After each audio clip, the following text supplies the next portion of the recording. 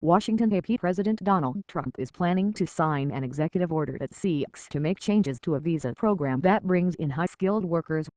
Trump is heading Tuesday to Kenosha, Wisconsin, where he plans to sign an order dubbed Buy American, Hire American, said administration officials who spoke on the condition of anonymity despite the president's frequent criticism of the use of anonymous sources.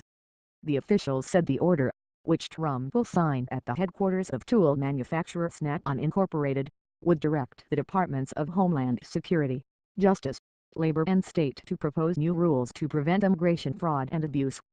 Those departments would also be asked to offer changes so that H-1B visas are awarded to the most skilled or highest paid applicants. The White House said the program is currently undercutting American workers by bringing in cheaper labor and said some tech companies are using it to hire large numbers of workers and drive down wages. Administration officials said the order also seeks to strengthen requirements that American-made products be used in certain federal construction projects, as well as in various federal transportation grant-funded projects. The officials said the Commerce Secretary will review how to close loopholes in enforcing the existing rules and provide recommendations to the President. The order specifically asks the Secretary to review waivers of these rules that exist in free trade agreements. The administration said that if the waivers are not benefiting the United States, they will be renegotiated or revoked. During his campaign, Trump said at some point that he supported high-skilled visas, then came out against them. At one debate, he called for fully ending the program, saying, "It's very bad for our workers and it's unfair for our workers, and we should end it." The officials said the changes could be administrative or legislative and could include higher fees for the visas, changing the wage scale for the program or other initiatives. About 85,000 H-1B visas are distributed annually by lottery. Many go to technology companies, which argue that the United States has a shortage of skilled technology workers. But critics say the program has been hijacked by staffing companies that use the visas to import foreigners, often from India, who will work for less than Americans. The staffing companies then sell their services to corporate clients who use them to outsource tech work. Employers from Walt Disney World to the University of California in San Francisco have laid off their tech employees and replaced them with H-1B visa holders. Adding to the indignity, the U.S. workers are sometimes asked to train their replacements to qualify for severance packages. On the planned order by Trump, Rahul Hira, a professor in public policy at Howard University and critic of the H-1B program, said, "It's better than nothing."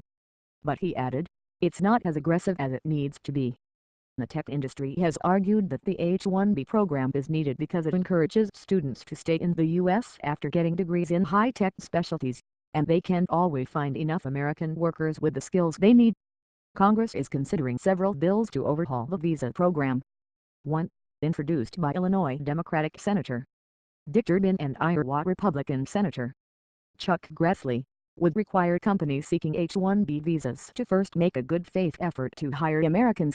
A requirement many companies can dodge under the current system, give the Labor Department more power to investigate and sanction H-1B abuses, and give the best and brightest foreign students studying in the U.S. priority in getting H-1B visas. Trump's stop at the world headquarters of Snap-on Incorporated would come as the president faces an approval rating of just 41% in Wisconsin, the state he barely won in November.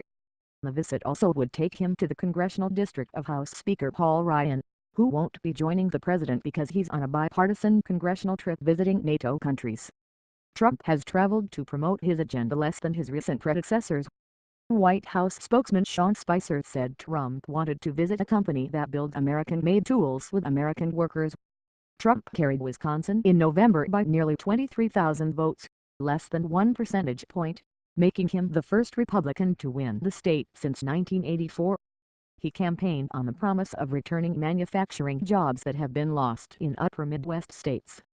Founded in Wisconsin in 1920, Snap-on makes hand and power tools, diagnostics software, information and management systems, and shop equipment for use in a variety of industries, including agriculture, the military and aviation. Its headquarters are in Kenosha and it has 8 manufacturing sites in North America, including one in Milwaukee. The company employs about 11,000 people worldwide.